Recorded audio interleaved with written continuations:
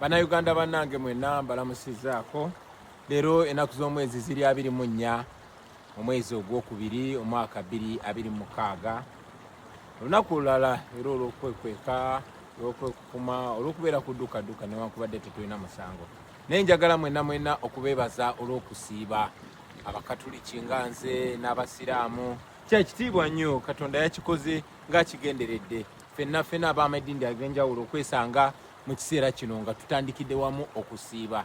Ekyo njaga kitucommunicatingire sinsobi ebintu ebimu Katonda abikola oba oliawo to bringing together nga tulage nti wadde tuli madiini ga njawulo naye tulina ebizibu ebimu, tulina n'ekyokuddamu kyekimu. Era ekiseera nga kino kitwetagisa okugatta emitima gyaffe n'emyoyo gyaffe n'obwongo bwaffe tusobole okukola ekyo ekituufu ku lwaffe ne ku lw'abaana baffe. Olunaku lwajjo twayogeddeko ne paliamenti y'omukago gwa Bulaaya, European Union Parliament, era ne twanja ensonga zaffe newankubadde paliamenti eyo yabadde eyise ambasada wa Uganda mu European Union.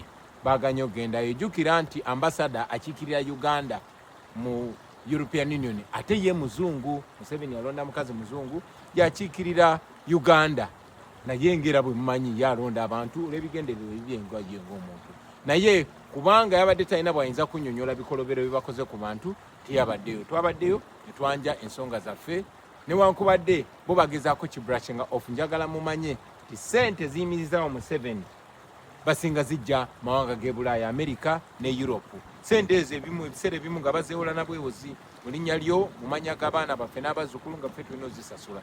So kiba kikulu nnyo okugenda ate mu abo abamuvujjirira omusimbi gwakozesa otunyigiriza making sure bakistopinga.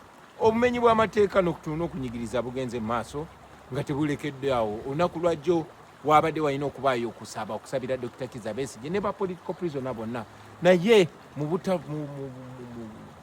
butaba na nsonyi obw'ekiteeka ekyawaggulu Museveni yastopinze emisa eyo. Imagine kati Museveni yefudde na paapa nti n'okusabira obusabizi omuntu era alina confidence egaana abantu. Ekyono kitulage tulina okwegatta tulwanire eddembe lyaffe. Akaseera kano tulina okusingira ddala okwegatta ne tukola kye tulina okukola ku lw'ensi yaffe, ku lw'abaana baffe ne ku lw'abazzukulu.